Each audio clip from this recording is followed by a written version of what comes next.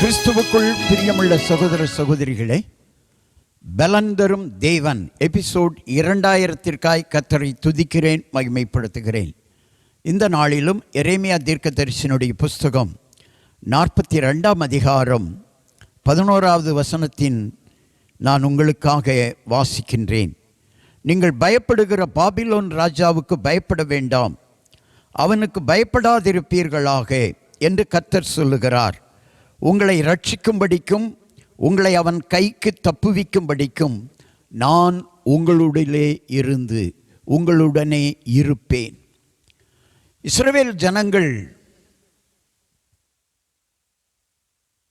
Babylon தேசத்தில் அடிமைப்பட்டு கடந்த பொழுது அவர்கள் பட்ட வேதனை, அவர்களுக்கு ராஜாவால் கொடுக்கப்பட்ட பாடுகள் எல்லாவற்றையும் ஆண்டவர் பார்த்து 70 ஆண்டுகள் நிறைவிலே எருசலேம் குடிகளையும் யூதா ஜனங்களையும் பார்த்து ஆண்டவர் சொன்னது, உங்களை ரட்சிக்கும்படிக்கு, உங்களை பாதுகாக்கும்படிக்கு உங்களை தப்புவிப்பேன்.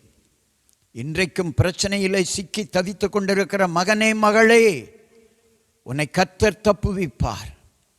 கர்த்தருடைய கைக்கு நீ தப்புவிக்கப்படுவாய்.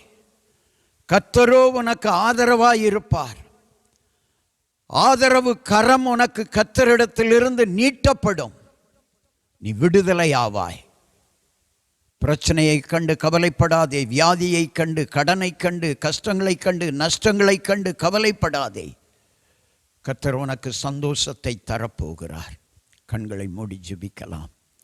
எங்களை நேசிக்கிற நல்ல தகப்பனை, யார் யார் இன்றைக்கு மன கஷ்டத்தோடு மனபாரத்தோடு வாழ்ந்து கொண்டு இருக்கிறார்களோ அவர்களுக்கான செய்தி.